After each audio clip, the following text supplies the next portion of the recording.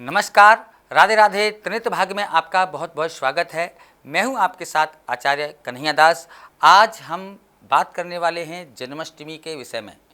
जन्माष्टमी क्या है, जन्माष्टमी कब मनाई जाएगी, जन्माष्टमी को मनाने का विधान क्या है, जन्माष्टमी के व्रत की विधि क्या है, इन सभी बातों को जानने के लिए आपको वीडियो को पूरे अंत तक देखना होगा।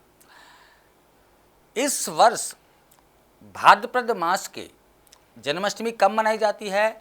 भाद्रपद मास की कृष्ण पक्ष की अष्टमी तिथि को जन्माष्टमी को मनाया जाता है, भगवान श्री कृष्ण की जन्म महोत्सव के स्वरूप में। भगवान श्री कृष्ण के जन्म महामहोत्सव के रूप में जन्माष्टमी को भगवान श्री कृष्ण के अवतरण की खुशी मना करके इस दिन प्रत्येक हमारे भारतवासी भगवान श्री कृष्ण का जन्म महोत्सव मनाते हैं भाद्रपद मास की कृष्ण पक्ष की अष्टमी तिथि को। आइए जानते हैं जन्माष्टमी को किस तरह से मनाया जाता है, कौन कौन सी तिथि को मनाई जाएगी। इस बार भाद्रपद मास की जो अष्टमी पड़ रही है वो पड़ेगी 6 सितंबर सन 2023। 6 सितंबर सन 2023 दिन होगा बुधवार। दूसरी जो जन्माष्टमी मनाई जाएगी, जन्माष्टमी दो मनाई जाती हैं, एक मथुरा और दूसरा गोकुल। मथुरावासी जो होते हैं वो पहले मनाते हैं और गोकुलवासी अगले दिन मनाते हैं। लेकिन इस बार भाद्रपद मास में विशेष योग बन रहा है क्योंकि भगवान श्री कृष्ण का जो अवतरण हुआ था भाद्रपद मास की कृष्णा अष्टमी तिथि को रोहिणी नक्षत्र में हुआ था और इस बार भी वही संयोग से बन रहा है, वही योग बन रहा है। भाद्रपद मास की 6 सितंबर सन 2023 में दिन बुधवार को रोहिणी नक्षत्र उसी दिन पड़ रहा है, इसीलिए 6 सितंबर का विशेष योग बन रहा है। 6 सितंबर जो आज तिथि है, 6 सितंबर को जन्माष्टमी का विशेष महत्व है। आप इस दिन जन्माष्टमी को मनावें भक्ति भाव से, साधना से, क्योंकि भगवान श्री कृष्ण भाव का विशेष ध्यान रखते हैं, भाव से ही रीझते हैं। क्योंकि भगवान कहते हैं भाव का भूखा हूँ मैं और भाव ही बस सार है, भाव से मुझको भजो तो भव से बेड़ा पार है। यदि आप भाव से भगवान श्री कृष्ण का व्रत पूजन करेंगे तो निश्चित ही आपको भगवान श्री कृष्ण की कृपा प्राप्त होगी, माँ लक्ष्मी की कृपा प्राप्त होगी। आइए जानते हैं किस विधान से भगवान श्री कृष्ण का पूजन किया जाता है। प्रातःकालीन जन्माष्टमी के दिन प्रातःकालीन भगवान श्री कृष्ण की व्रत रखने के लिए स्नान ध्यान करके भगवान श्री कृष्ण का ध्यान करें, उनकी मूर्ति का पूजन करें, स्नान ध्यान भगवान को करावें। इसके बाद में पद प्रक्षालन करके उनको पूजन की सामग्री पंचोपचार से, षोडश उपचार से, विधान से भगवान का पूजन करना चाहिए। पूजन अर्चन करने के बाद भगवान की पुण्य आरती का गायन करके भगवान के मंगल गान इस दिन करने चाहिए और साथ साथ मंगल गान के साथ साथ आपको चाहिए कि उस दिन भगवान श्री कृष्ण की जन्म की कथा को अवश्य श्रवण करें। भगवान श्री कृष्ण की कथा सुने, संभव हो तो पूरे दिन भक्ति में माहौल अपने घर में रखें, भगवान श्री कृष्ण की कथा सुने, भागवत जी की कथा सुने, अन्य कोई भी कथा सुने, भगवान श्री कृष्ण से जुड़ी कथा सुने, पूरे दिन भक्ति भाव में लीन रहें। संभव हो तो पूरे दिन कीर्तन में रहें। अगर आप कीर्तन नहीं कर पाते हैं, जो गुरुमुखी हैं वो अपने जो उनको गुरु मंत्र मिला है उस गुरु मंत्र का पूरे दिन जाप करें, जितना हो सके उतना अधिक से अधिक जाप करें। जो पारिवारिक लोग हैं जिनके परिवार, अब कहें कि प्रत्येक जीव तो ऐसा नहीं जो पूरे दिन भजन कर सके, तो उनके लिए क्या है कि आप भगवान का भजन में रत रहें, लेकिन सांसारिक कार्य भी आपको करने हैं। उसके लिए एक उपाय है, मानसिक स्थिति से आप भगवान का भजन अपने मन में बनाए रखें। गोस्वामी जी ने कहा था, कर से कर्म करौ विधि नाना, मन राखौ जहाँ कृपा निधाना। भगवान के चरणों में अपने मन को लगा करके सारे सांसारिक कार्य कर सकते हैं।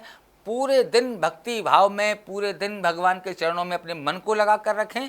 सायकालीन जब चंद्र उदय हों, यानी कि इस दिन जो चंद्रमा उदय होंगे वो लगभग 12 बजे के आसपास ही होंगे।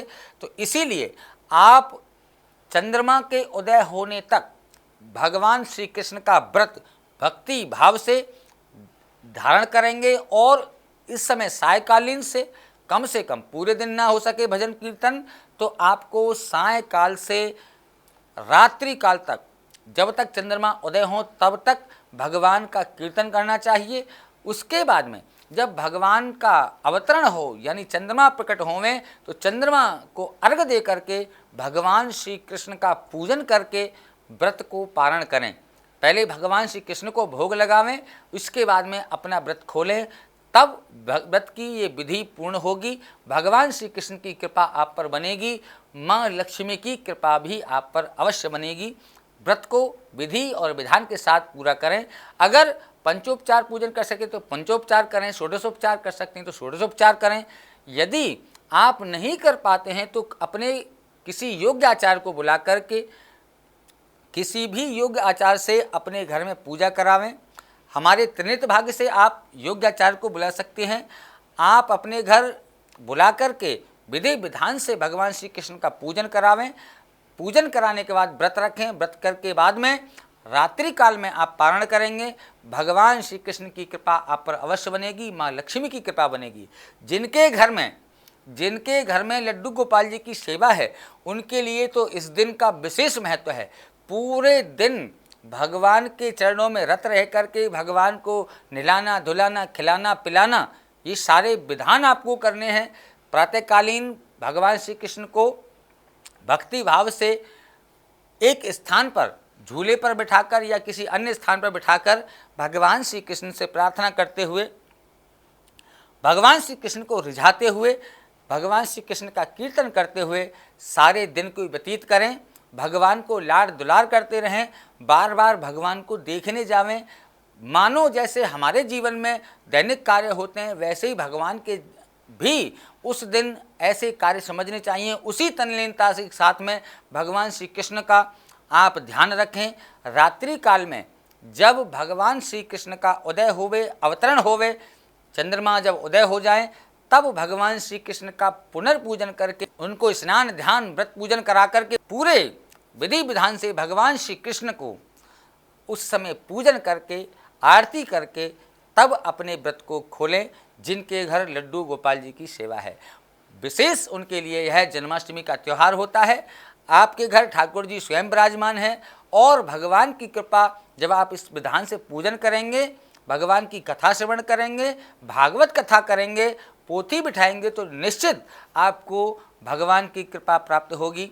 भगवान श्री कृष्ण की कृपा और माँ लक्ष्मी की कृपा आप पर बनी रहेगी। उस दिन भगवान को जो भोग लगाएं उसमें तुलसी दल अवश्य रखें। जो भी भगवान को नैवेद्य निवेदित करें उसमें तुलसी दल अवश्य रखें, क्योंकि भगवान श्री कृष्ण को जो भोग लगाया जाता है उसमें तुलसी दल होना बहुत अनिवार्य है। बिना तुलसी के भगवान उस भोग को ग्रहण नहीं करते, क्योंकि भगवान श्री कृष्ण की भार्या हैं माँ तुलसी। तुलसी माता की कृपा प्राप्त होगी। प्रातःकालीन जब भगवान श्री कृष्ण की कृपा प्राप्त करके तुलसी माता को अर्घ देने जाएंगे तो माँ तुलसी की भी कृपा उनको प्राप्त होगी। इस दिन बड़ा सौभाग्य का दिन है, आपके जीवन में आनंद का दिन है। इसीलिए जन्माष्टमी के त्यौहार को भक्ति और भाव से जब आप करेंगे तो आपके जीवन में आनंद ही आनंद होगा। इस दिन आप विशेष उपाय कर सकते हैं।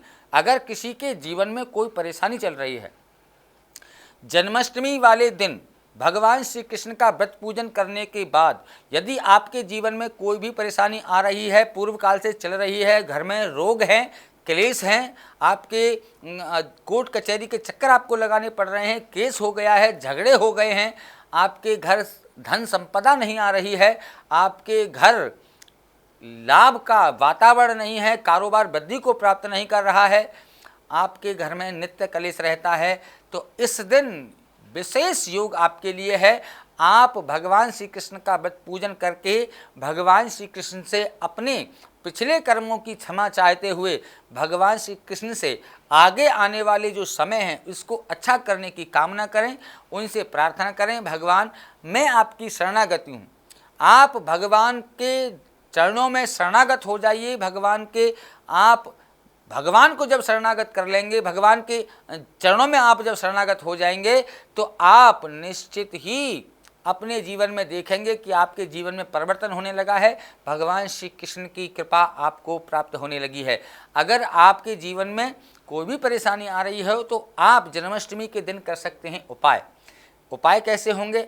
भगवान श्री कृष्ण को प्रिय है कि लोग, प्रत्येक जीव दूसरे जीव की सहायता करे, इसीलिए आप उस दिन गरीबों की सहायता करें, जो असहाय हैं उनकी सहायता करें, पशु पक्षी को दंडित ना करें, उनको भोग करावें, उनको भोजन करावें, उनको भूख, जो उनकी भूख होती है भूख को मिटाने का प्रयास करें।